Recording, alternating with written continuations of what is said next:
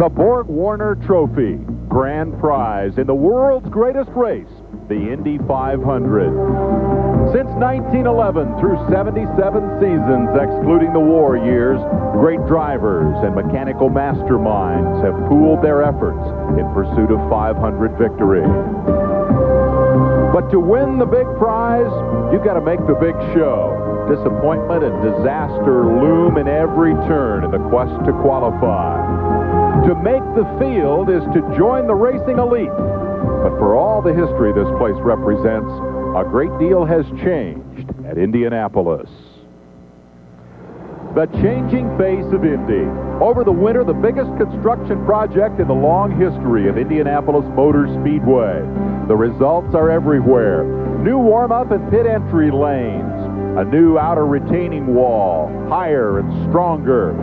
And new rumble strips to prevent the drivers from running under the famed white line. This track has changed, and so too have the cars. Their noses 5 inches longer and stronger to prevent lower leg injuries, the curse of recent IndyCar racing. Rookie Robbie Buell, first to test the new construction, hit nearly head-on in early practice. His feet intact, he walked away. The prognosis, an early return to action here at the Speedway. Some Indy faces have changed literally. Last year, the race face of 4-time winner Rick Mears, clean-shaven. The bearded Mears returns a retired driver. And yesterday, the final green flag for the most famous Indy face of all. A.J. Foyt, the legend himself, called it a career. Skeptics say, yeah, we've heard it before. But the tears were real. And so was the expression of love from the fans. After 35 consecutive starts, A.J. really is retired.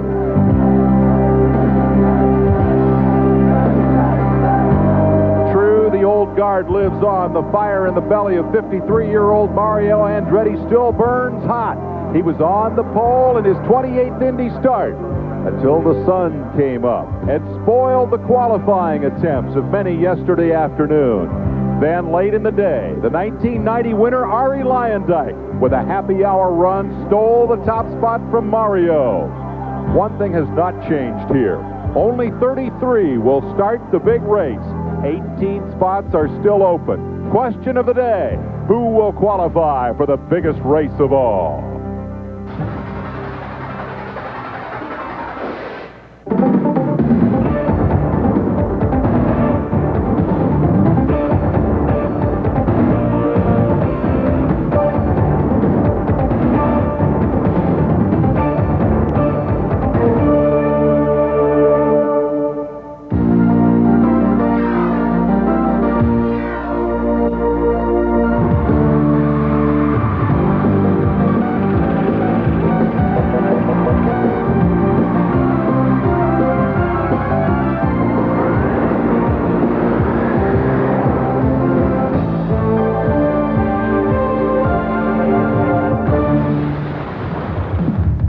To the lovers of auto racing, the scene is ever so familiar.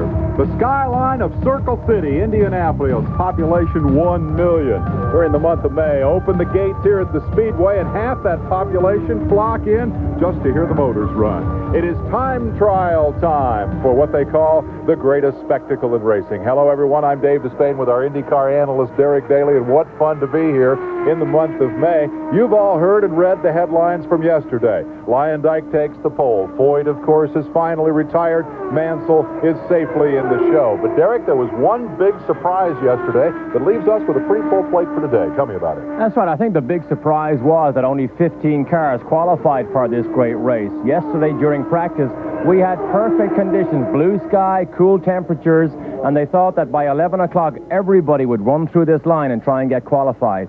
Within 45 minutes of qualifying starting, the temperature suddenly shot up almost 15 degrees. And when the temperature rises that quickly in Indianapolis, the guessing game starts. The inconsistency comes into the cars, and the gambles started to come. So at the end of the day, we had people like Bobby Rahal not in this race. Al Unser Sr. was not in the race. The two Bettenhausen boys, Tony and Gary, were not in this race. We didn't have Lynn St. James, and we didn't have Jeff Andretti. So that was a surprise, I think, to everybody. So guess what happens? They all come back out today, and you get to see them here on ESPN. You hear cars in the background? They are practicing. No qualifying efforts are underway now, but we've had 7 runs for the field. We'll show you that and all the rest of the highlights as we come to you live from the Brickyard.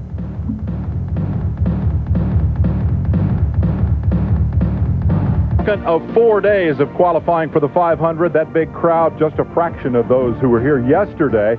Estimated 250,000 people on hand for the run for the pole, but they've come back today under similar conditions now as we take a look at the field as they've qualified. Lyondike on the pole, Ari at 2:23.9. Mario Andretti sat on the pole for about 5 hours, then was bumped, and Raul Boesel, perhaps the most underrated driver up front. Let's take a look back in row 2 as a total of 15 cars qualified yesterday. Row 2, second place last year. Now he's on the second row of the grid. Scott Goodyear, very consistent all month here. Al Unser Jr. was happy anywhere in the top 3 rows, and Stefan Johansson blows off the factory Penske cars in Bettenhausen's car. And the factory Penske cars bracket Nigel Mansell in the 3rd row, Paul Tracy on the inside, Emerson Fittipaldi on the outside, and Mansell, perhaps the most talked about rookie in Speedway history, lining up in the middle of row 3. Row 4, Guerrero, big man on campus last year, had that terrible mistake at the start. Scott Brayton, didn't hear much from him all month long, and Danny Sullivan, again, another man to have, happy to have it over on the first day. Recuperation row, row 5, 3 men who have the IndyCar shuffle. Nelson Piquet on the inside, injured so badly here last year. Kevin Cogan, who needed 2 years to heal from his 91 crash, and Scott Pruitt hurt elsewhere in an IndyCar, all back, all ready to go racing again. If you follow this sport diligently, you know all about bubbles and bumps, or as he calls them, bubbles and bumps. But we're not going to talk about bubbles and bumps yet. Tell me what we need to focus on today in terms of the qualifying procedure. Well, qualifying here can be very complicated. It can run over 4 long days. I think the bottom line is today there are still 18 positions left available to fill this field before we move on to the bumping or the bubble day syndrome. We'll talk about that next week, of course. The big story yesterday, starting the day, was the retirement of A.J. Foyt. It came about in part because A.J., the car owner, was out on the racetrack acting like A.J., the race driver, when word that the other driver on the team, Robbie Gordon, had hit the fence. And that prompted the retirement. Let's bring in the first of our 2 pit reporters today. Marty Reed is with Robbie down trackside. The name A.J. Foyt, synonymous with Indianapolis 500 history. The young man who must now fill his shoes is on my left, Robbie Gordon. And Robbie, I got to ask you, what did the 2 of you talk about after the announcement? Well, after the announcement, you know, we had a pretty good car yesterday morning. I crashed it. You know, he decided he wanted to take a couple days off. He wanted to go back to his ranch after his announcement and, you know, think about things for a little while. And we're going to come back next week. We'll start running on Wednesday and get qualified for the field next weekend. Now, he needed some time off, but you would have preferred to keep running, right? Well, I'd like to keep running, but, you know, we had to get all our group regrouped again and figure who was going to work on what car and what job they were going to do, because now we had a few extra people that were not going to be working on his car. And, you know, we'll have a spare car for the race. And I think it'll be pretty good to have A.J. in my stand. You know, he knows his way around here better than anybody, and to have him on my side, you know, it's great. Well, I have to tell you one thing. The mantle of pressure, the burden is falling on this young man's shoulders. If anybody can carry it, I think this is the guy who can. We'll find out next weekend when he attempts to qualify. Temperature always a problem when you're talking about racing or qualifying here. With that story, the other member of our team in the pits, let's go to Jan Beekes. Jan? Thank you, Marty. And just as Derek had alluded to, temperature is everything here. And yesterday, the temperature went up. But it's not just the air temperature that you're concerned with. The Goodyear people are keeping track of the actual track temperature with a new infrared gun. If we lean down and actually take a look at the track temperature now, you can see it's around 121 degrees, 122. Well, what happened this morning was the quick runs were done at about 100 degrees. This is turning out to be very accurate. As soon as the track temperature comes up, the speeds go down on the racetrack. Well, you may say, well, I always thought that when the track was hotter, the tires would be hotter, so you'd go faster. Well, yes, you want the tires hot, but not the asphalt. One of the ingredients actually in asphalt is oil. So when it gets hotter, the oil comes up out of the asphalt, making it more slippery. So last year, obviously, for the race, we had a problem with cold temperatures. Now in qualifying, it's all about track temperature out there. Most of the teams say that they will not run till later in the day. when the times were done really quickly yesterday, it had dropped from a peak of 127 all the way down to about 110 or 105. That's when the quick times will be done.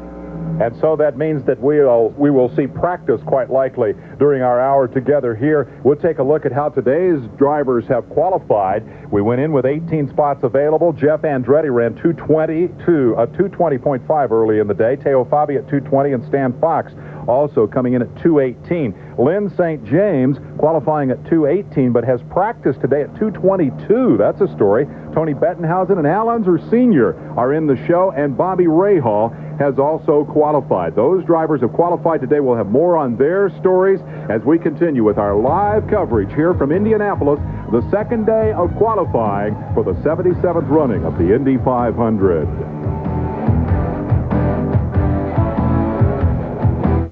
Cup stock cars from Sonoma, California on the road course. Dale Earnhardt starts from the pole. There's your top five. Ernie Irvan won it from the last starting spot a year ago. And, of course, a big story is that Rusty Wallace has qualified sixth with his wrist pinned together by the same guy who fixes up the IndyCar drivers. You check the rest of the top 10 there as we prepare for our live coverage exclusively here on ESPN later this afternoon. Here at the Brickyard, Lynn St. James was a monster story a year ago, having made the field as only the second woman to do so. She came back and was a big story here today. She indeed was a big story. This is where you see the advantage of having a teammate, particularly if your teammate is Raoul Boesel, who's on the front row of the grid. Lynn St. James and Boesel share essentially the same cars, a 93 Lola with a Ford engine, but Lynn was stuck at 217. Boesel jumped in this car this morning, got it up to almost 222 miles an hour, and Lynn said that gave her the confidence to know this car can go faster.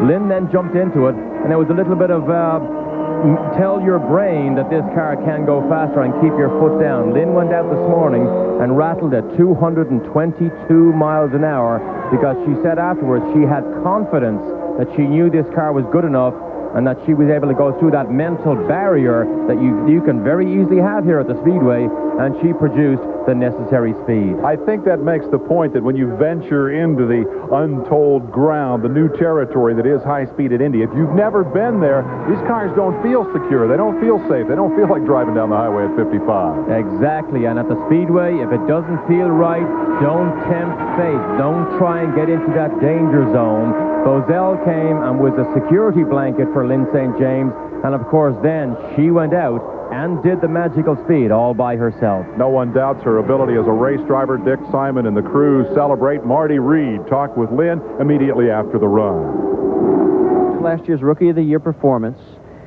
Was there more pressure coming into this week or less?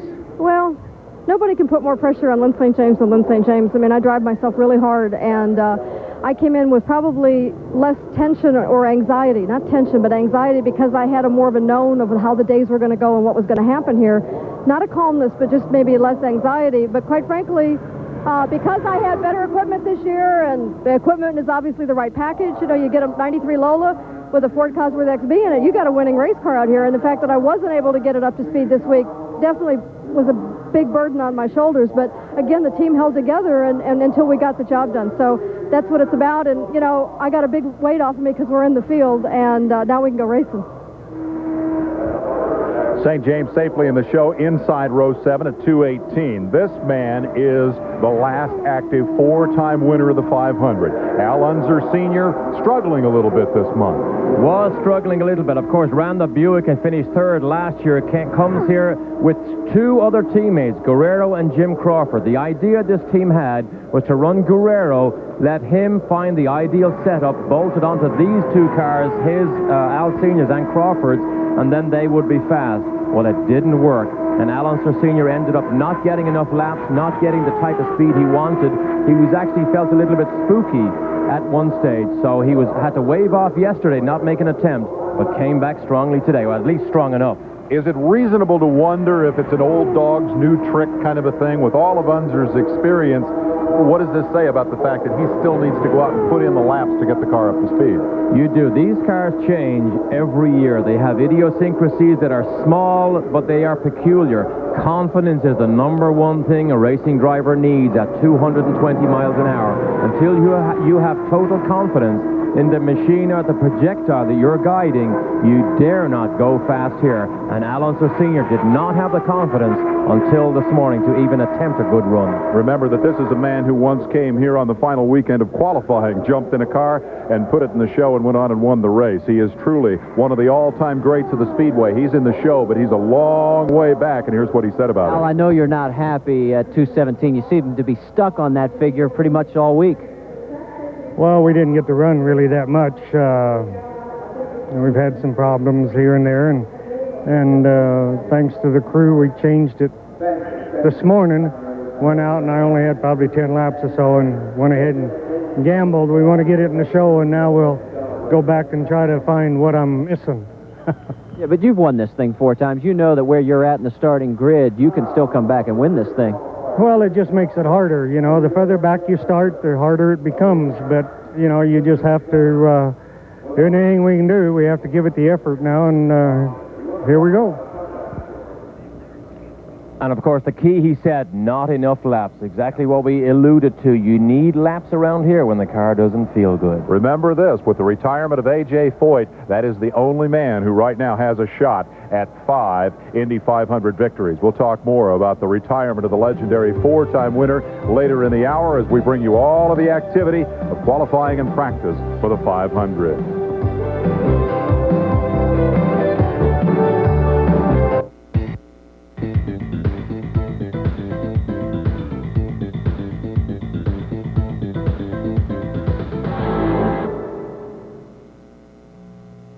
Battle here at Indianapolis. For the moment, the attention is on the cars and to try to get the additional speed that might provide one of the last 10 starting spots still available here on this second day of qualifying.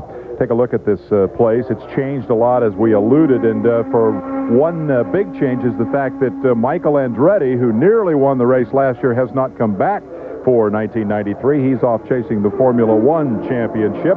This is his brother. And Jeff made what you said yesterday was a pretty big mistake when he waved off at time, but he came back today and proved that maybe they knew what they were doing all along. Yes, however, it's still doubtful to my mind whether it was worth a gamble or not, because I think he was safely fast enough yesterday. But Jeff Andretti, devastating injuries last year, carries a very, very pronounced limp throughout this year.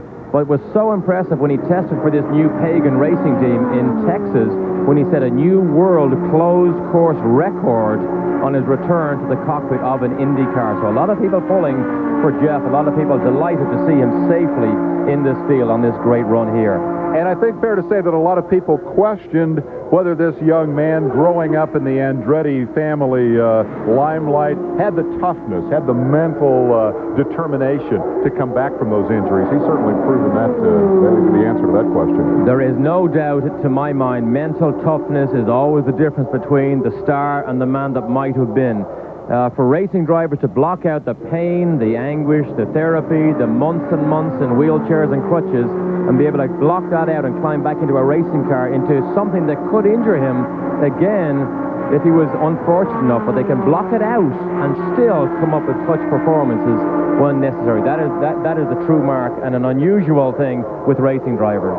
For the record, Jeff Andretti qualifying at 2:20.572 today. He was the first of today's qualifiers and his 16th in the show. And, of course, yesterday, his father was squarely in the limelight. The second car out, taking advantage of the early morning cool to run, look at that, 2:23.4 on the first lap, setting a blistering pace with the new Ford Power.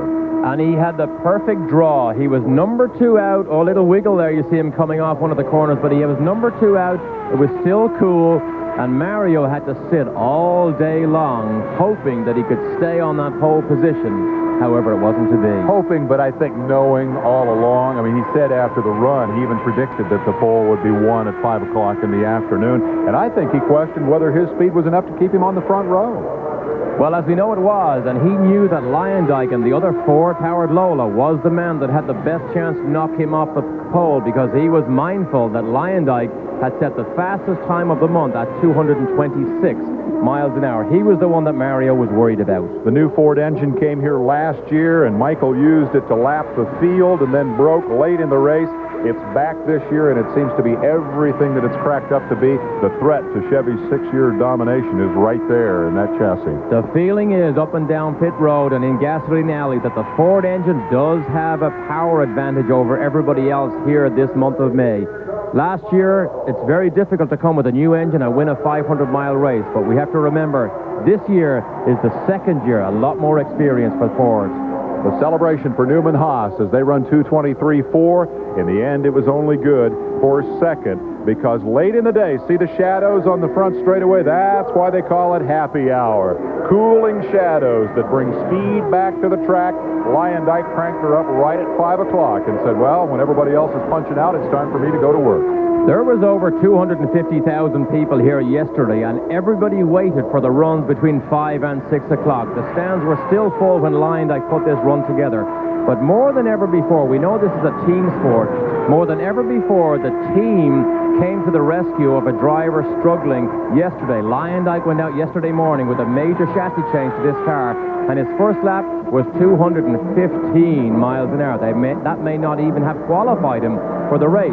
They took the car back, the engineer went to work, came up with the magical setup, Morris Nunn that was, sent him out again, and we know what the result was. Bear in mind that there's no opportunity to go test that setup. Once you come back out to qualify. They hit it spot on, and in reality, he was the only driver who was able to take advantage of the cooler temperatures. In contrast, Nigel Mansell, whom we may get a chance to see later, left the setup alone. They ran fast midday, left it alone, thought they'd be faster, and ran slower at 5 o'clock. There's still a lot of black magic to this game.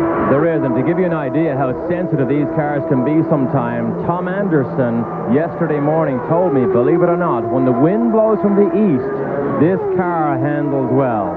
Well, Tom Anderson and Morris Nunn and everybody else in this crew are presently having a barbecue at Morris Nunn's house as we speak, mindful of their joyous day yesterday. But remember, that was only race number 1. Race number 2 on race day is the one they really want to capture. Ari, of course, has won race number 2. He did it in 1990, but in 9 tries, had never sat on the pole. A man who came here to Indianapolis and took this place by storm, not only with his great performance on the track, but with his delightful personality. He is on television all over this town all year long. Everybody in Indy loves him. He's a family man, has twins on the way, and it's just a great success story. There's some criticism of the foreign drivers, if you will, who come to America and now dominate in IndyCar racing. I don't think anybody resents this guy's presence here. Oh, absolutely not. The foreign invasion here has created an international flavor that I think is very much welcomed.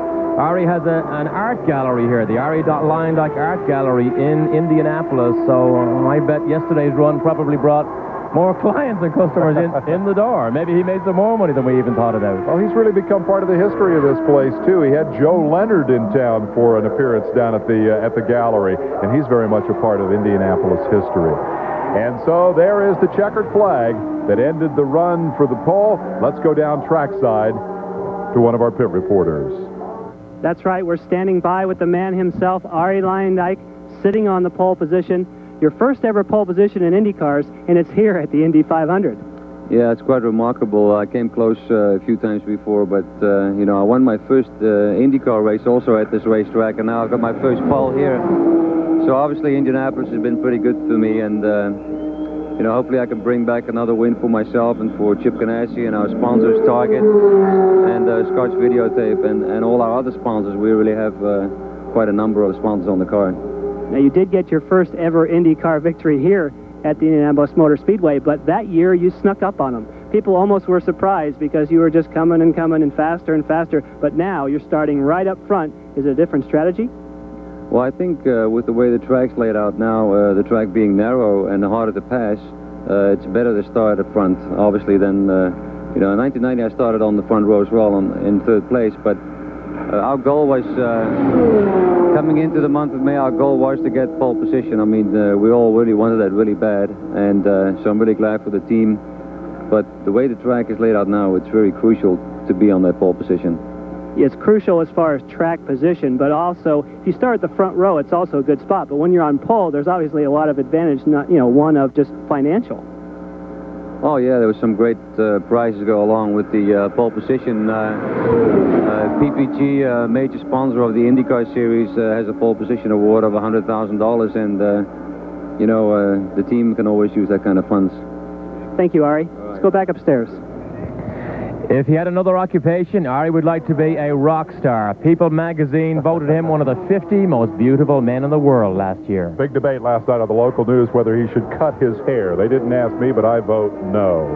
Ari Lyondike joins the ranks of Indy 500 pole sitters, and as we take a look at the rundown of those previous pole winners, he's a long way from Rick Mears' record of 6. In fact, most of those guys are no longer active. That record will stand for a while.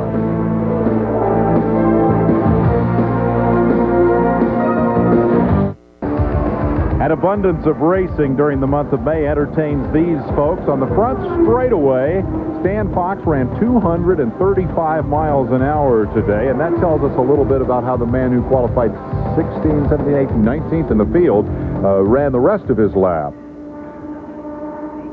We'll be taking a look at some of the folks who are watching the show. Fox ultimately qualified at 218 miles an hour. I want to take you to last night, Indianapolis Raceway Park. A monstrous crash. Number 69, the black car, is Robbie Stanley. And once this thing starts, it gets serious in a hurry. Eric Gordon is in it. Look at the vault by Johnny Parsons, Peter Cozzolino, Kenny Irwin, Greg Stoff, Doug Coletta, and Steve Reeves, all piled up last night at Indianapolis Raceway Park. Jim Keeker won the race, then was disqualified. We'll take another look at the wild ride here. We should say for the record that Jim Mahoney ultimately won the race. There's the contact that started it all. Watch the pole vault. You know you're in trouble when you're in there at 100 miles an hour and a launching ramp turns around in front of you, and that is Parsons. Up in the air and almost out of the place. Possible cracked ribs for JP, who had hopes of running here at the Speedway in the month of May. Now, we're going to be there in 2 weeks for one of the big midget races of the year. That's Saturday Night Thunder live with the night before the 500 on Memorial Day weekend right here on ESPN. And I'll tell you what, after that, certainly a wild night for some big names in sprint car racing. The sprints are where IndyCar drivers used to come from. Not anymore, I think, and it's fair to say probably 10 years ago, the IndyCar Series, our championship, was not a viable career move for a lot of the European people. That has changed now because the platform that IndyCar racing now represents is now televised in, I believe, 90 countries around the world. It is now a major worldwide, certainly international series, and I think the international flavor, I think it makes everything better. Absolutely. 9 of the first 10 qualifiers, foreign-born here. One of the Americans who hope to make the show is a former USAC National Sprint Car champion. Gary Bettenhausen took a wild ride yesterday in qualifying. He's lucky his contact with the wall wasn't more serious than it was. Could have been very, very serious. This is coming off turn 2, and the car actually almost could have gone upside down very, very easily. But Gary Bettenhausen survived and did run this car later in the day. This is Tony Bettenhausen. This is the younger brother of the Bettenhausen family, and he has 93 Penske hardware and a great family tradition and a pretty good racing effort, and he came out here today. The first part of the story we're going to save for second. The second part of the story is Tony's own effort, and it was a pretty good one here. It was very good because you have to consider he put most of his effort into Stefan Johansson, his teammate, trying to get him up to speed and trying to get him comfortable. When that happened, Tony then got serious with himself.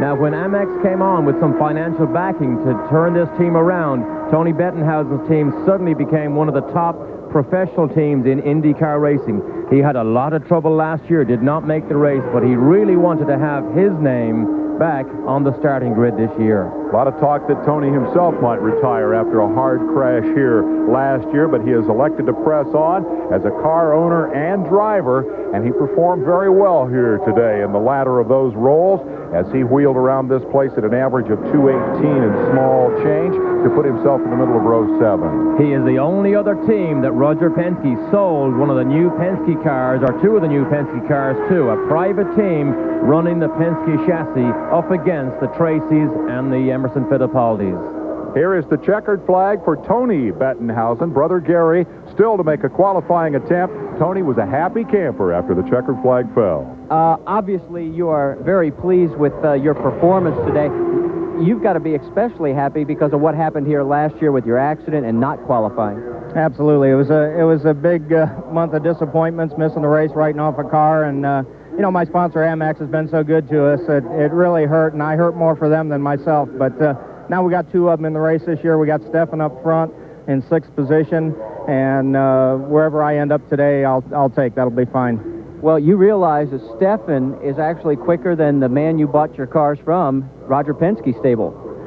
Yeah, yes, but you know, the race is what counts, and you know, I'm flattered to be even remotely mentioned in the same breath with a Penske team, and we've tried to work together, and I've tried not to be too much of a burden on their own race team, but you know, we're happy to be running their cars. Why did I sense that Tony would rather Marty had not brought that up? Here was the story yesterday. As I said, the first part of the story we saved for last. This is Stefan Johansson. After Tony crashed here a year ago, he put this young Formula One graduate in the car, and in the next race, he ran 3rd at Detroit, and yesterday he surprised everybody. Came here with a wealth of experience, but it was only from road racing tracks. When he came to the Speedway, it was all new, and he was prepared to learn right from the ground floor. Ferrari employed this man for a year. He also drove for McLaren. He's now driving for Tony Bettenhausen and doing a stellar job.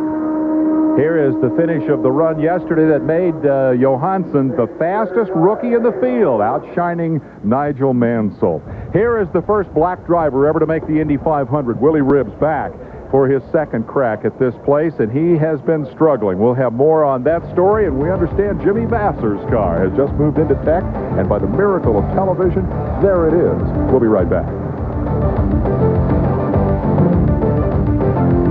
Open wheel stuff so they can bang fenders on the road course. We're going to cover all of the action all weekend as we come here for time trials and then go out west and keep you updated throughout the day. Let's get more on the Willie Ribbs story from trackside.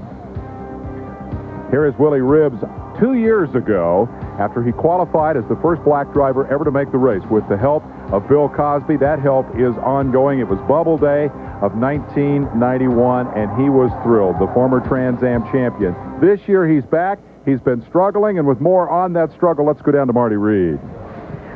Well, guys, the age of cellular phones has finally struck on pit lane at Indianapolis. Derek Walker is on the phone.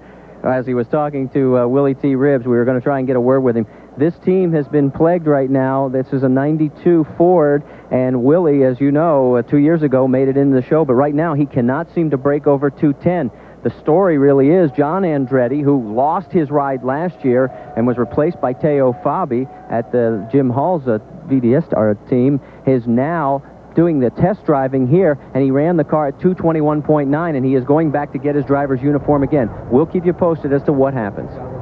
Marty, do me a favor, get Derek's phone number. We'll give him a ring, and maybe we can get to him that way. A lot of those cellular phones on pit road now, they've become a valuable tool in big league racing. Got to call the sponsor, tell him how you're doing. When Willie Ribbs came here as very celebrated personality in 91, but I don't think it was anything to compare with the hoopla that has surrounded the arrival of Red 5 at Indy. Nigel Mansell yesterday qualifying in the middle of row 3. What a superstar performance this was. Exactly. Superstar is not too much to use for Nigel Mansell. He is without a doubt one of the most talented and one of the bravest racing drivers ever to sit his backside into a racing car. Of course, he fell out with Frank Williams ultimately and came to Carl Haas. But the interesting story here is Mansell again is coping with adverse conditions.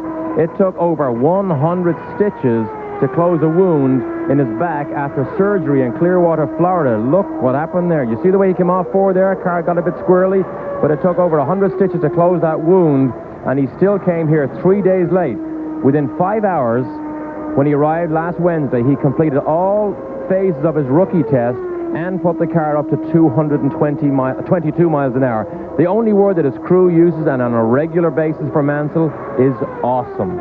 Well, it's just an unbelievable performance. I mean, no one has ever come here and done that kind of an escalation up to competitive speed. He's been top 3 or top 4 on the speed chart since he first climbed into the car. And I think what's equally impressive is the way he's handled not only the pressure of Indianapolis, but his whole arrival on the scene. He is truly a great champion. Here's what he said. To the races, I think it's, it'd be a great one, and a lot of racing comes into it.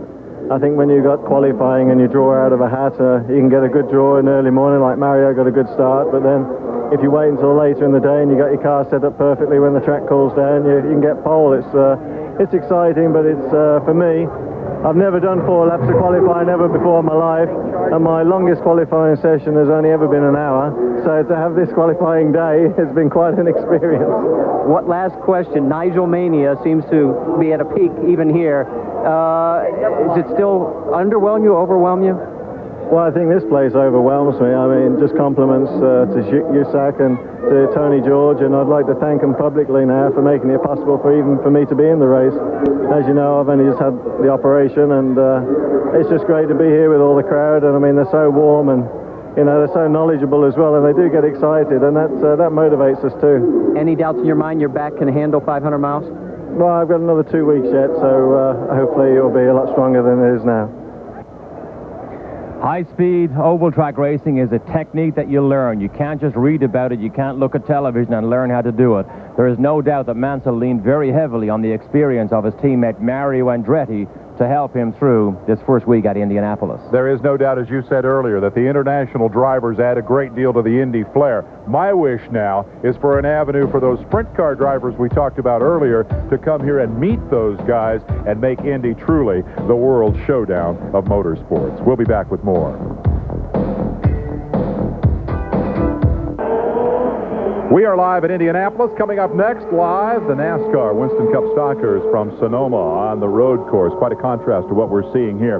There is a car in line to make a qualifying attempt, I believe, and for more on that story, let's go trackside to Jan Bikas. That's right. It's the Codilux number 18 that I think will be the next car that is presented to the line. Jimmy Vasser is very happy with the car. They have it tuned in, but they're waiting for that track temperature to come down. Jimmy, you have the car just where you want it, and now you're just waiting for those conditions to come to you. Is it tuned? You've been up to 219. Yeah, we feel it's tuned well enough to be in the race, and we had an attempt going yesterday, and when unfortunately we lost the motor, we had a couple of real strong 218 laps, which are good enough, we feel, to make the race. And so we're just going to wait for it to cool off a little bit, and then it'll happen a little later in the afternoon, so we feel like we're ready. But this could be your last attempt, so you've got to make sure that it's just right. Yeah, it is our last attempt if we take the green, and we've already had 2 on this car from what happened yesterday, and so that's why we're waiting for the optimum conditions to make it, give ourselves the best chance that we have. Thank you. Jimmy Vasser, of course, 3rd at Phoenix earlier this year. As we look at the revision in the racetrack and the rumble strips down low, we are reminded of the danger of this place. It takes a new technique to drive a track that Derek Daly says requires great respect. Indianapolis Motor Speedway is definitely hallowed ground that has seen history made many times here since 1911. Nowadays, more than ever before, the eyes of the world become focused on what happens here on Memorial Day weekend. The triumph and tragedy associated with this great event is enormous. The highs can be so high, and unfortunately, the lows can be so low. More than any other racetrack in the world, Indianapolis demands an unusual and complete form of respect. If a driver lets his guard down and loses even a little respect here, he is playing with fire. The slightest mistake is going to be a disaster. See, there's no small mistake here, so that's the problem. The American driver, who has been weaned on oval tracks, is more aware, I think, of the legend of Indy and possibly has a deeper-rooted respect for this place. That's because throughout their entire racing career, whether it be through friends, family, or the media, they've been made more aware of the consequences of a mistake at the Speedway. Gary Bettenhausen's father, Tony, was killed here in a crash in 1961. He was test driving a car for a friend of his, Paul Russo, and the car owner that owned the car that Paul was driving had put the car together basically before the chief mechanic arrived here at Indianapolis. He was impatient and couldn't wait, and he wanted to get his car on the racetrack the first day, and he didn't respect what it took to be a chief mechanic here and how important it was to put a race car together correctly. And what happened was a cotter key fell out of a bolt, and the bolt fell out on the front straightaway, and my dad was killed because of it. One of the problems facing the foreign drivers coming to Indy for the first time is this. They come mostly from a road racing background, and when you approach a high-speed corner, it seems fast because it's probably come after a slower medium-speed corner. But at Indy, all the corners are fast, and after about 15 or 20 laps, they don't seem that fast anymore. Then the driver becomes more confident and sometimes more brave. This is the most dangerous time for the driver, because when the confidence level rises, the respect level usually goes down. As soon as you lose a little respect and let your emotions or frustrations drive the car, there can be dire consequences.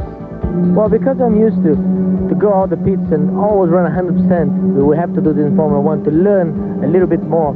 And here we cannot do that, because every time you go out and you try and risk all everything you know, everything the car can do, suddenly after the second lap, the yellow light come on and have to come in again, and you go out again, a yellow light come on again, and you finish the fuel, have to put the fuel back again, and you get crazy these things. On Memorial Day, 450,000 spectators will come here to be a small part of history. But the drivers who ultimately become a big part of the history here at the Indianapolis Motor Speedway are those who treat the Brickyard with a total and complete respect. Even former winners and reigning champions can get in trouble here in Indianapolis. Bobby Rahal respects this place after this scary moment today. Scary moment for Rahal. You can clearly see there that he was outside the groove in the gray, and Bobby Rahal was thankful to get away with one there and get this ex-True Sports car in the field.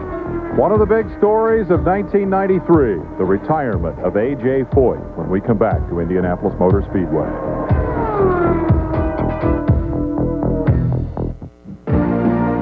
Indy 500 time trials have been brought to you by Kawasaki. Kawasaki, let the good times roll. And by Budweiser, the king of beers, who reminds you, friends know when to say when. In 1958, 35 years ago, car designers were trying to figure out a way to break the 150-mile-an-hour barrier. In qualifying, Dick Rathman's Watson chassis was fastest, 145.9, but his main competition would come from Jimmy Bryan. Bryan, the defending national champion, in the car with which Sam Hanks had won in '57. A radical concept, the engine laid on its side. Now, there was confusion at the green flag. A new starting procedure had the cars leaving from pit road. And before the first lap was complete, 15 cars were involved in a horrendous Turn 3 crash. Jerry Unser, catapulted the wall, suffered only a dislocated shoulder, but popular Hoosier driver Pat O'Connor was killed in that crash. It was an eye-opening and grim reminder for a rookie IndyCar hopeful up from Texas to take on the big stars at the big track. That rookie's name was A.J. Foyt. Watching Pat O'Connor there with a car on fire, and his car flipped upside down, it's back on its wheel, sitting on the racetrack. I was thinking, is this the life A.J. Foyt wants, or is it not the life? Because it really did make me think. And then later on in the race, I had a water hose come off and spun again down in one. I had to talk to myself. I said, this is 2 spins today on this big joint. And yeah, I was a little bit nervous about it. That water hose incident stole Rookie of the Year honors from Foyt. Instead, they went to George Amick, who finished runner-up. Bryan's main competition came from Johnny Boyd early, but then he slipped back and ultimately finished third. And in the end, it was Bryan, a cigar-chomping veteran from Phoenix, Arizona, who drove into victory lane and enjoyed the traditional bottle of milk. The second year in a row for his George Sally designed race car. A.J. Foyt's career began that day in 1958. It ended here yesterday with the announcement of his retirement. Yesterday, a day marked by the qualifying effort by Arie Luyendyk, by the drama of Foyt's retirement. And here is your starting lineup as we wrap up our hour here together. Luyendyk, Andretti, and Boiselle make up the front row. All foreign-born drivers, although Andretti is as much a part of the history of American racing as is A.J. Foyt. And all using that very powerful Ford engine. Row 2, Scott Goodyear, Al Unser Jr., the first Chevrolet car, and Stefan Johansson. The Fittipaldi and Tracy Penske cars bracket row 4. And then in the middle, of course, is Scott Brayton. This is row 5, Nelson Piquet. And that, of course, is Kogan and Pruitt rounding it out. And today's qualifiers, Jeff Andretti, Teo Fabi, Stan Fox, St. James, Bettenhausen, Unser, Rahal. Can you tell we're in a hurry? It's time to go stock car racing. I'm Dave Despain for Derek Daly, Jan Beekes, and Marty Reed. Thanks for being here. We'll be back later. Gasoline Alley, quiet on Sunday night. The second day of qualifying is over at Indianapolis Motor Speedway, and we're here to bring you all the highlights and in some cases the lowlights. Dave Despain with Derek Daly. Last night he told you there were a lot of big names to run here today, and they had kind of mixed results. They did indeed. Some of those big names included Al Unser Sr., Bobby Rahal, the current IndyCar champion. Lynn St. James had not qualified. The Bettenhausens hadn't made it either. And in the end, they were all upstaged by a guy. Let's go to the tape, beginning with the first qualifying attempt of the day. Cool and cloudy this morning as Stan Fox rolled out onto the racetrack, having waved off yesterday and coming back today to make an attempt. The man with impeccable midget credentials, but only limited experience in Indy cars, gets better every year. Had a pretty good run today. And this racing car must become a sentimental favorite for Stan Fox. This is the 1991 Lola. This is the third Indianapolis 500 that he has attempted to qualify in this car. It's been very good to him in the past. And again, today, it was very good to Stan Fox. Fox is in his same mode as last year. He forsakes the midget racing during the month of May in order to focus his full attention on this race, which certainly is worthy of that. And they have struggled, but today things really turned around for them. And you can hear the familiar engine note of the Buick V6. One of the fastest Buick V6s here was in Stan Fox's car. He was over 220 miles an hour during practice leading up to qualifying. Marty Reed talked to him after his qualifying run about the fact that they found their speed today. Our speed this morning in warm-up was our fastest lap so far the whole month, and that's the way we sort of plan it. We just try to work up on it and come qualifying day, hopefully get the most out of the car. Yesterday it was a little warm, and Ron Hemmelgarn decided to waive our attempt off. A lot of guys gave him a hard time, but I think we did the right decision. Did the temperature make that much of a difference for your car? Well, for everybody's car, just 10 degrees in temperature makes a big difference on the racetrack, and it's not a level playing field. If you qualified yesterday and then you come back today, you're 2 miles an hour faster. So that's part of the Indy mystique, is trying to pick the right time with the right temperatures to do it all, and hopefully we did it.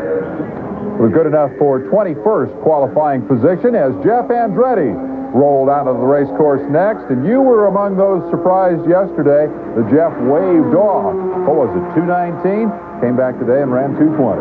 And yes, yesterday it was a big gamble for this new team, Pagan Racing, to wave off that run by Jeff Andretti. Jeff Andretti has tremendous difficulty walking these days, but when he gets back into a racing car, he is very, very fast. His return to IndyCar racing, or IndyCar, was at Texas World earlier this year when he set a new closed course, a world record, with this car, and today again it performed very well for him. It's a sign of confidence in some respects when you wave off what looks pretty good on pole day. The notion obviously is that you can obviously come back and run better, and they were able to deliver very effectively. And in fact, Jeff was the fastest second-day qualifier. That carries $25,000 in prize money, and they owned that honor for a long time. It was a carbon copy of yesterday when Dad sat on the pole until late in the day. Jeff talked about getting back in a race car.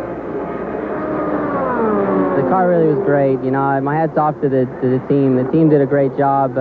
They worked real hard to get us here and do this, and I was just happy to be able to go out and run as quick as we did. I still think a lot of people are amazed at the recovery that you made from last year and the confidence factor. I remember seeing you at Mid-Ohio last year in a wheelchair, and your eyes sort of look like, I don't know if I want to do this again, but boy, you've shown everybody you had the determination. Well, if you really love something, you really work hard to get back to doing what you love, and I love racing, and I love everything about it, and that's why I work so hard to get back. Well, he's made a lot of believers here this month of May. He's the 17th qualifier. The only active four-time winner in this race, with the retirement yesterday of A.J. Foyt, is Al Unser Sr., who, again, has struggled this month to find the speed to perhaps give him the unprecedented 5th win. He's in a 3-car team: Guerrero, Jim Crawford, and Al Unser Sr. Never has much to say. This week he didn't have much to do because Roberto Guerrero, their plan was to send Guerrero out, find the setup, bolt that setup onto Crawford's car and Al Unser Sr.'s. It didn't work, and Sr. didn't get enough laps in this car. He never became comfortable. However, he did put it solidly in the show this afternoon. Big Al, 24th in the qualifying rundown. Talks about starting in the back of the pack. Well, it just makes it harder. You know, the further back you start, the harder it becomes. But, you know, you just have to do anything we can do. We have to give it the effort now, and here we go. Yep, here we go. Remember last year, Scott Goodyear started 33rd, finished 2nd. Wouldn't it be something if Al Unser Sr. won this thing from back there? The last time he started way back in the grid was 1987, and he came through to win the race in a year-old car in 86 March. So 500 miles is a long race, and anything can happen no matter where you are on the grid. Certainly a lot of questions to be answered here on Memorial Day, and yet more questions about what happened this afternoon in second-day qualifying as we take a break and then come back to Indianapolis Motor Speedway. Stay tuned. Back at Indianapolis, Derek Daly is among those who repeatedly points out to the rest of us that this is very much a mental game, this business of going the speed you need at Indy. I think that is a fair comment. It is a mental game, and it's a mental game where egos cannot get in the way. I think we had a great example of that this afternoon when Lynn St. James let Raoul Boesel get into her car and bring it up to 222 miles an hour, which gave her the confidence to know that this car can do it. I should be able to mentally go out and make myself do it, because up until then she only had managed 217 miles an hour. Lynn St. James went out with the confidence that this was a good car, and she cracked off at 222 before the qualifying run even started. That's the only real difference. They changed nothing in the car. Raoul basically said, Lynn, the car is fine, put your foot in it. Can you give us some sense of what that car felt like to her at 217, and what is it that prevents you from stepping across that barrier and into the 220 realm? Believe it or not, when you back out of the power in an Indy car and slow it down, it becomes unstable. But it's very difficult for your brain to tell your right foot to stay in it when you enter turn 1 at 235 miles an hour.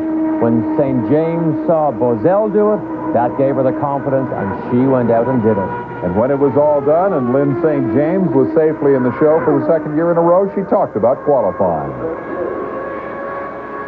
This is a game of decision-making, confidence, knowledge, experience. I have a lot of it, but not all of it, and sometimes you have it and you lose it. It's amazing, all the variables that are there. So the team pulled together, and Raoul got in the car this morning because I just wasn't sure. The cars are harder to feel and read, and, you know, there was a deal. Pete Halsburn left me a note last year, believe your butt. You drive these race cars by the butt. My butt was telling me that the car was just strange, you know, and it was oversteering sometimes and understeering sometimes, so we were getting confused. And we got that sorted out, and then I knew to just not maybe believe my butt so much, but just believe in the car, you know, and drive through the uncomfortableness, and that's what I did. So that's what worked. To put a footnote on what you said, I think she has just the right amount of ego. This is Tony Bettenhausen, who slapped the fence hard here a year ago, and at that point decided to put Stefan Johansson in his car for the next race at Detroit, and Stefan went out and finished 3rd.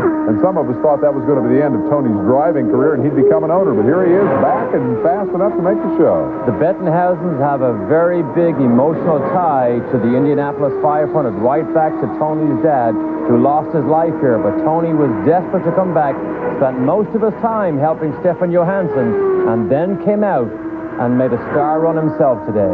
Qualified 23rd, and then talked about the disappointment of a year ago. It's a big month of disappointments, missing the race, writing off a car, and you know, my sponsor Amex has been so good to us. It really hurt, and I hurt more for them than myself. But now we got 2 of them in the race this year. We got Stefan up front in 6th position, and wherever I end up today, I'll take. That'll be fine.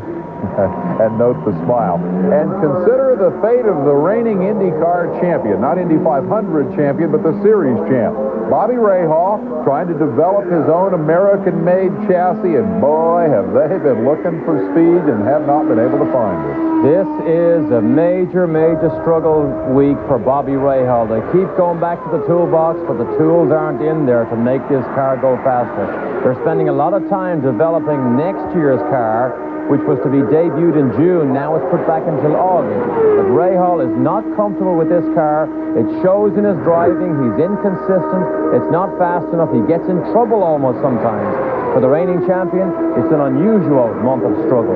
Consider that the man has become a car owner now. He's developing this chassis on his own. Much as he would like to win this race, there are a lot of other things going on in Rahal's life right now. Interestingly enough, he says his biggest enemy is the weather. Yeah, our car is just so sensitive to when the sun comes out. If we lose downforce with it or something, we just lose the grip in the car, and it just... I couldn't believe it. They had a track inspection and waited 20 minutes for it to get sunny, just in time for us, and it definitely hurt us. But I think that'll hold up, and it's not what I would like, but we'll take it and run. We'll take it and run. Give me a quick reaction to this premise. Bobby Rahal, having already won the 500, has more fish to fry right now with his team ownership and all the rest of it. He doesn't need to win the race this month. He doesn't need to win the race, and if he does win the race, it'll be purely on reliability and everybody else having trouble, because this car is not fast enough to win this race without right speed. There are a great many more things ahead for that gentleman, though, and more ahead for us, too. Who is this mystery man that we alluded to at the top of the show? One Stéphane Gregoire. We'll find out before we leave the air. We're back at Indianapolis Motor Speedway.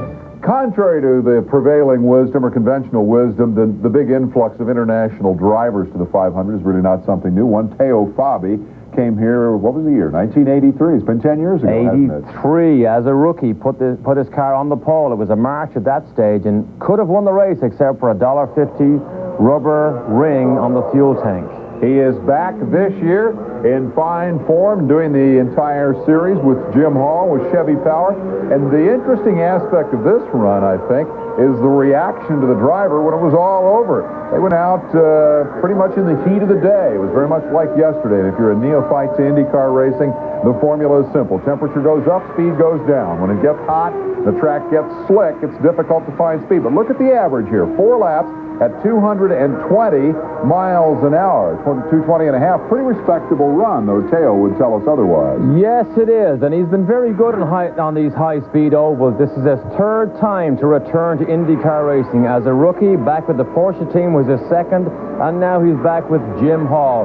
They have struggled and scratched their heads every day to find the type of speed that they need to qualify here. I'm sure they're happy to have it over with and have it in the field in the first weekend. He was, on the other hand, not very happy with the speed, and I was surprised at his reaction. It's not very good for us. We came here to win the pole and to win the race. We had a lot of problems setting up the car during the week, and it's still not very good. We have a lot of push, and still a long way to go, but we want to win the race. We have everything we need, the chassis, the engine, the Chevy engine, I think is running very well, so it's down to us. We need to improve the car more. And I would bet that they will. Watch what happened to John Paul Jr. in the short chute between 3 and 4. Around he comes, blows all 4 tires, didn't touch a thing. The proverbial nice piece of driving. And you don't often get away with spins like that at Indianapolis. To go that close to a full 360, flatten all the tires, and actually get away with it. You don't often get away. And when it was all done, he just put on the brakes and said, I think I'll take a ride back to the pit area and regroup. So that was indeed a practice run. He did not make a qualifying run before the day was out. But others did, and we'll be showing you all of that as our coverage continues of qualifying here. The Indy 500 coming up on Memorial Day weekend. Who's going to be in the big show? We'll finish the story when we come back.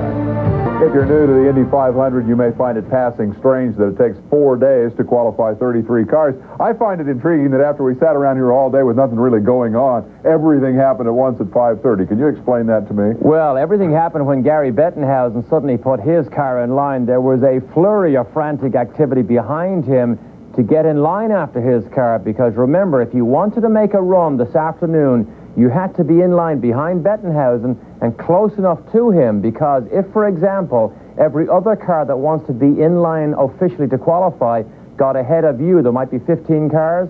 Well, by the time those 15 cars went through the line, 6 o'clock would have been here and gone, and you wouldn't get a run.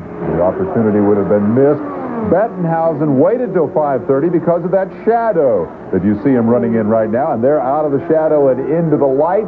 The shadow brings with it cool temperatures. The track is fast, and after spinning yesterday, Bettenhausen was able to come back respectably. And you don't even have to ask the drivers whether they like these Lola Buicks this year. You can see by the line they run, they are not confident in these cars. They don't run high in the groove. They don't get too close to the wall, because the Lola Buick this year has been an oversteering, loose car, taking away a lot of confidence from the drivers. Gary qualified at 19th and then talked about the problem they face. With the changes in the racetrack and everything, you have to have the car so neutral to be able to run 4 laps, because if the car goes to a push or an understeer, you can't run down below the line like we could last year. You have to get out of the throttle to keep from knocking the fences down. Is the Buick now at a disadvantage with all these changes? Well, we certainly seem to be about 4 or 5 miles an hour slower than the Fords and some of the Chevys. I don't know if it's just because we haven't found it yet.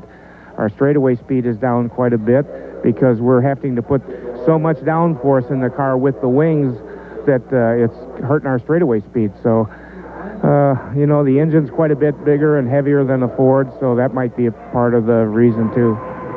Gary B's in the show, so too is Jimmy Vasser, who broke his leg here a year ago, but also came back impressively.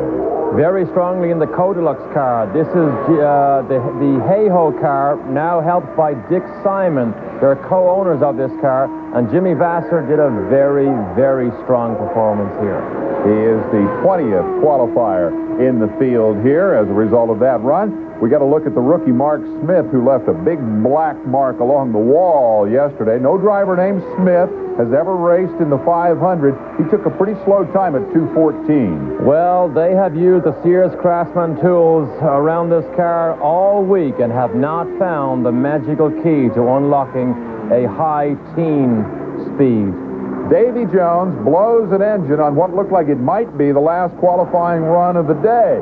He's headed for the pits, trying to get out of the way to allow one last man to qualify, and suddenly things get very, very warm in the cockpit, and Jones decides it's time to evacuate, pops off the steering wheel, at which point the car turns left and slaps the wall, and Davy completes the evacuation. He was unhurt. It looked like this might deny Stéphane Gregoire the opportunity to go out and race. You can tell from Davy's expression what he was thinking at the time. Lo and behold, this 24-year-old Frenchman cranked her up seconds before the ceremonial gun that marks the closing of the racetrack for the day. There's the gun. Rule says if you're running when the gun fires, you've got a legal attempt, and what an attempt it was. And this had to be one of the most impressive performances at the Indianapolis Motor Speedway this year. This man can barely speak English, has never seen a super speedway before, has never sat in an Indy car before, and he comes here and sets an incredibly impressive time. Fastest of the day, fastest rookie here, and of course he'll happily tell you, faster than Stefan Johansson and faster than Nigel Mansell. Forget Nigel and Stefan. This man was the 6th fastest driver, this Formula 3 graduate of the French ranks, and he speaks only French. On avait souvent des éléments qui nous contrariaient, qui faisaient qu'on n'arrivait pas à faire à chaque fois ce qu'on voulait. Et on a la chance juste à la dernière minute, et je suis très heureux. We are all very happy, and Stefan is very happy because we can go through the line tonight. And he thanks us because yesterday we did not accept the time, and today it's a very, very good time because we are the fastest rookie, and this is what we are looking for. Well, merci. Merci beaucoup. Merci beaucoup. Thank you very much. Oh, looky there. He does speak English after all. I was mistaken. You told us yesterday to keep an eye on this kid, that he had the potential to go fast. Did you think he'd go that fast? I was over in his motorhome after the run, and the wall is plastered with French newspaper cuttings about how he's got on in practice. This man is the toast of France today and will be until the Indianapolis 500 race in 2 weeks' time. It was great. He has turned around, too. He looked like a scared rabbit. And I don't mean the way he was running. I mean the expression in his face during rookie orientation. But he figured it out. Yeah, something else I think is worth saying here is Dick Simon has a habit of bringing rookies to the speedway here, and he has that ability to give them the type of confidence or security blanket that they need running between the concrete walls at this speed. And the list is endless of the people, of the rookies Dick Simon has brought here, and I think that was one of the good things that he did, joining a team like that. Well, add the name Gregoire to the list of Simon's successes. He had a great run today. He is 6th fastest overall, though well lower than that in the field. We'll be back to wrap up the story in just a moment. 2 weeks from today, the green flag will fall on the 77th Indy 500. 2 of the 4 days of qualifying are over.